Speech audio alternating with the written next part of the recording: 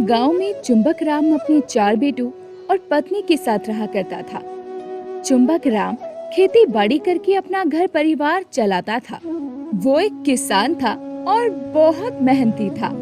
वो चाहता था कि उसके 4 बेटे अब बड़े हो चुके हैं, वो भी उसकी तरह मेहनती किसान बने और अपने घर परिवार को आगे चलकर अच्छे से अच्छा चला सके। लेकिन चुंबक राम के 4 बेटों का स्वभाव अलग अलग था।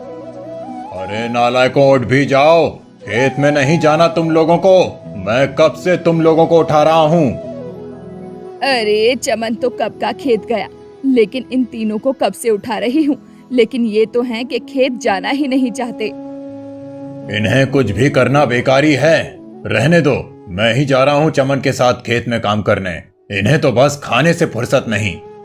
ठीक है जी, अगर आप खेत में जा रहे हैं तो चमन को खाना भिजवा दीजिए। बेचारा सुबह से मेहनत करने में लगा हुआ है। कितनी धूप है और ये धूप में अकेले खट रहा है। इसके तीनों भाइयों को तो तनिक भी लज्जा शर्म नहीं है कि चले जाएं और उसकी मदद करा ले। अरे ये बाकी के तीनों तो बस खाते हैं और सो जाते हैं। अब जैसे ही चुंबक राम घर से बाहर निकलता है, तभी वहाँ गांव की कलावती आती है। कलावती हाथ में डंडा लिए खड़ी होती है। अरे कमलावती बहन, ये डंडा लिए क्यों खड़ी हो मेरे घर के बाहर? अरे कहाँ है तेरा बेटा? अपने बेटे को बाहर बुला, आज तो उसकी शामत आई है। खैर नहीं आज उसकी। ऐसे कैसे मेरे खेतों से सारी सब्जियां तोड़कर बेच दी उसने? उसके बाप का खेत था क्या? चुंबक राम, तेरा तो पूरे गांव में कितना अच्छा नाम है, कितना अच्छा रुतबा है, और तेरी बेटी एक नंबर के कामचोर, नालायक और चोर हो गए हैं। तुझे बहुत बुरा लगता होगा उनके बारे में सुनकर, लेकिन अब सुन ही ले, तेरे बेटे ने मेरे खेतों से सब्जियां चुरा कर बेची है। क्या आपके खेतों में रामलाल ने चोरी की? हाय रे, मेरी किस्मत फूटी। इन बेटों को पाकर तो मैं पूरे गांव वालों के सामने सर उठाकर चलने लायक नहीं रहा। अरे मुझे कुछ नहीं सुनना, मुझे अपने खेत में लगी हुई सब्जियों के पैसे चाहिए। अरे मुझे भी तो अपने परिवार का पेट पालना है। तुम्हारे बेटे जैसे चोर घूमते रहे तो मेरा परिवार तो भूखा मर जाएगा। कलावती की बात सुनकर तुरंत दुलारी बाहर आती है और दुलारी को देखकर कलावती उसे खूब सुनाने लगती है। अरे कलावती बहन, कैसी बातें कर रही हो? पूरे गांव में कहीं भी चोरी होती है तो लोग मेरे ही बेटों का नाम लगा देते हैं। पहले पता तो लगाओ कि चोरी की किसने है। हो सकता है कि मेरे बेटों ने कुछ ना किया हो और ये सारा किया धरा किसी और का हो। अरे चोर तो तेरा बेटा ही है, ये तो पूरा गांव जानता है। अब तो देख ले, अपने बेटे को पुलिस के हवाले करती है या फिर मेरे पैसे लौटाती है। ये तेरा फैसला है, मैं इसमें बीच में नहीं बोलने वाली। कलावती बहन, मैं आपके सामने हाथ जोड़ता हूँ। ज्यादा बवाल करने की जरूरत नहीं है। मैं अभी आपको आपकी सब्जियों के पैसे लाकर देता हूँ। अरे चोर तो वही है, क्योंकि मुझे खेत में उसका गमछा जो मिला है। अब मुझे मेरे पैसे दे दो, वरना सच में मैं गांव के हर एक घर में जाकर तुम्हारे छोटे बेटे की करतूत बता दूंगी। बाप ने जितना भी नाम कमाया है, बेटा वो सारा नाम मिट्टी में मिला रहा है। ये सुनकर लोग तुम्हारी खूब हंसी उड़ाएंगे। चुंबक राम सर नीचे करके घर में जाता है और कलावती को पैसे लाकर दे देता है। कलावती के वहाँ से जाने के बाद चुंबक राम अपने छोटे बेटे रामलाल पर भी भारी बाल्टी से पानी उंडेल कर कहता है। अरे रे रे रे, कौन है? पिताजी आप? अरे आपको पता है जब मैं खेत जाऊंगा ही नहीं तो सुबह सुबह क्यों उठा देते हो? दुलारी, मेरा डंडा लाना जरा। आज मैं इसे घर से निकाल कर ही रहूंगा। ऐसा भी क्या कर दिया जो मुझे सुबह सुबह मारने की तैयारी कर रहे हो?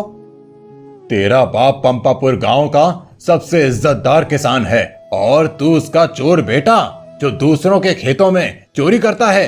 अपने खेत में तुझसे मेहनत मजदूरी नहीं हो रही तो तू चोरी चकारी करके अपना दिन गुजार रहा है, जैसे तेरा बाप तुझे खाना ही नहीं देता। लगता है कलावती काकी ने पूरे गांव में शोर मचा दिया है कि कल रात मैंने उनके खेतों से सब्जियां चुरा ली। देखो पिताजी, आप भी जानते हो कि मैं ठहरा चोर और चोरों का कोई ईमान धर्म नहीं होता। अरे तुझे मैंने अपनी कोख से जन्म दिया है, इस पर भी अब मुझे शक होने लगा है। शर्म कर ले, अपने बाप का नाम मिट्टी में मिलाते हुए तुझे शर्म नहीं आई? वो औरत हमें कितना सुना कर गई है, अब तो तेरे कलेजे को ठंडक पड़ गई ना अपने माँ बाप को बेकार में ये सब बातें सुनवा कर।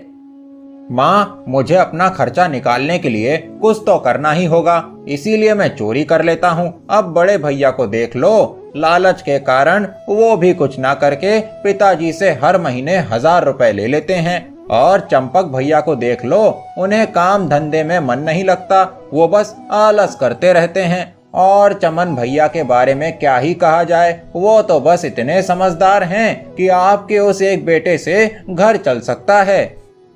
ठीक है, मैं अपने समझदार बेटे को अपनी सारी वसीयत दे दूंगा, तब तो तुम तीनों को कोई दिक्कत नहीं होगी ना। अरे तुम तीनों ने मेरे नाक में दम कर रखा है। अब गुस्से में चुंबक राम खेत पहुंचता है। खेत पहुंचकर वो खेत में गुस्से से काम करने लगता है। तभी अपने पिता को गुस्से से तमतमाया देखकर चमन लाल उससे पूछता है, क्या बात है पिताजी, इतने गुस्से में क्यों हैं? आज भी कुछ हुआ क्या? हाँ, वही हुआ जो रोज होता है। तेरे नालायक भाई ने कलावती के खेतों में चोरी की और कलावती भी चिल्लाती हुई घर आई थी और चोरी के बदले का पैसा लेकर गई।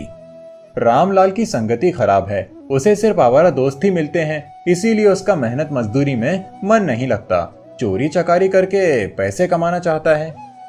अगर ऐसा ही रहा तो पूरे गांव में लोग मुझ पर हंसेंगे कि चुंबक लाल कितना मेहनती है, लेकिन उनके बेटों को देख लो जो किसी काम के नहीं हैं सिवाय तेरे।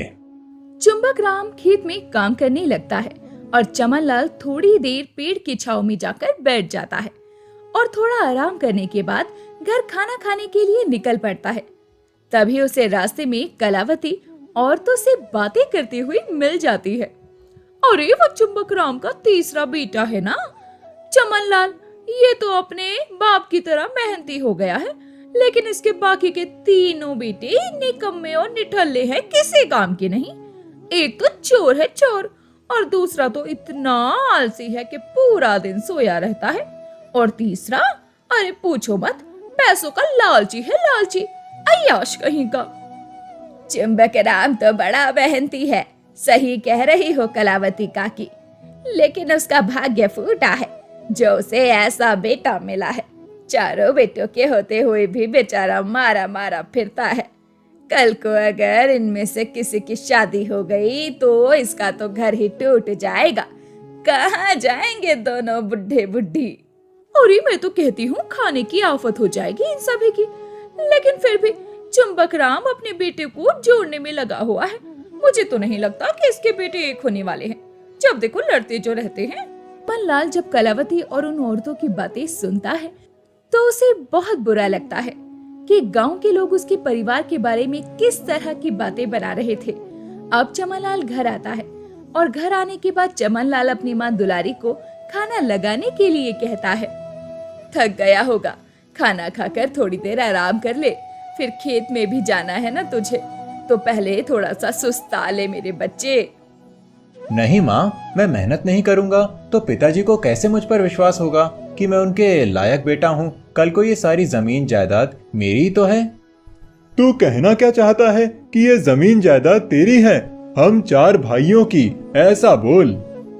क्यों मेहनत करूं मैं और हिस्सा मिले तुम तीनों को? बिल्कुल भी नहीं। माँ, आपने कल रात ही तो कहा था ना कि ये सब तेरा है, खूब मेहनत कर बेटा। बिल्कुल भी नहीं, इसमें हमारा भी हिस्सा है। तू तो अभी से बेईमान निकला, तेरी तो अभी शादी भी नहीं हुई है।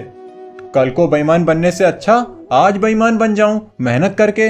तुम लोगों से मेहनत मजदूरी तो होती नहीं, बस फ्री का चाहिए। पिता की वसीयत पर नाम जरूर आना चाहिए तुम तीनों का, ऐसा पिताजी भी नहीं चाहते। दुलारी को पता था कि उसका बेटा चमनलाल बिल्कुल लालची नहीं है, वो ये सब कुछ जानबूझकर कर रही थी। अब खाना खाकर चमनलाल खेतों में चला जाता है और दुलारी भी बाहर गाय भैंसों को चारा डालने के लिए घर से निकल जाती है। तभी वहाँ सुंदरलाल और रामलाल आ जाते हैं। क्या बात है, आज कहाँ जाने की तैयारी हो रही है? वैसे तो तुम्हारा पूरा दिन सोने में जाता है। बिल्कुल ठीक कहा रामलाल ने, कहाँ जा रहा है तू? आजकल से कहीं का लगता है। कोई बात है जो हमसे छुपाई जा रही है। बिल्कुल भी नहीं। और मैंने आज से आलस त्याग दिया है। तुम लोगों को शायद पता नहीं, चमन लाल खेतों में पिताजी के साथ